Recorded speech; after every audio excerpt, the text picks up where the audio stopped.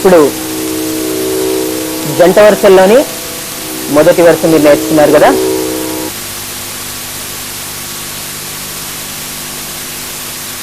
మీరు 3 తాళాలు వరుసగా ఆపకుండా పాడండి.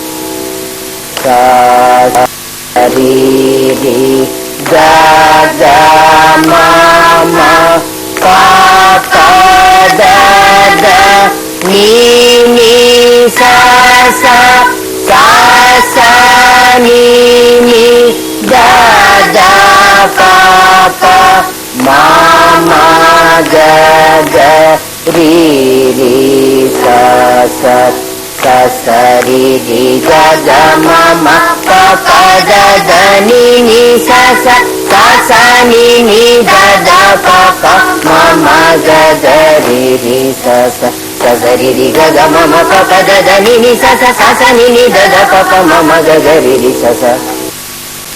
రెండవ వరుస ఎలా ఉంటుందంటే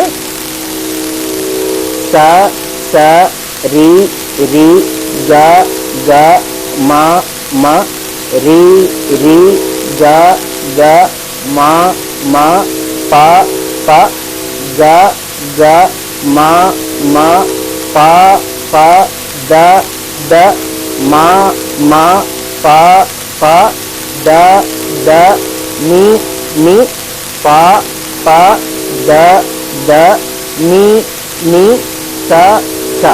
అలాగే అవరోహం సా సా నీ నీ దా దా పా పా నీ నీ దా దా పా పా మా మా దా దా పా పా మా మా గా గా పా పా మా మా గా గా రి రి మా మా గా గా రి రి సా సా.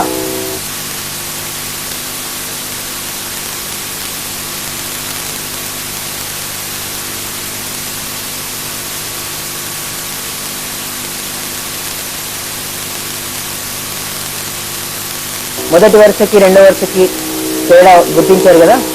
అది సా సా రి రి గా గా మా మా పా పా దా దా నీ నీ సా సా అని ఒక ఆరోహణలో పాడి మళ్ళీ ఆరోహణలో పాడాలి.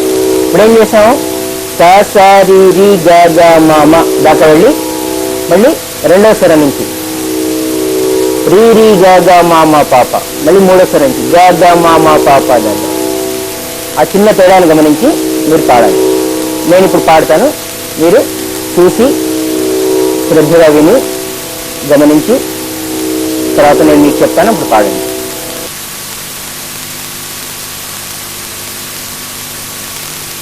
సా సా రి రి గా గా మా మా రి రి గా గా మా మా పా పా గా గా మా మా పా పా దా దా మా మా పా పా దా దా నీ నీ పా పా దా దా నీ నీ సా సా సా సా నీ నీ దా దా పా పా నీ నీ దా దా పా పా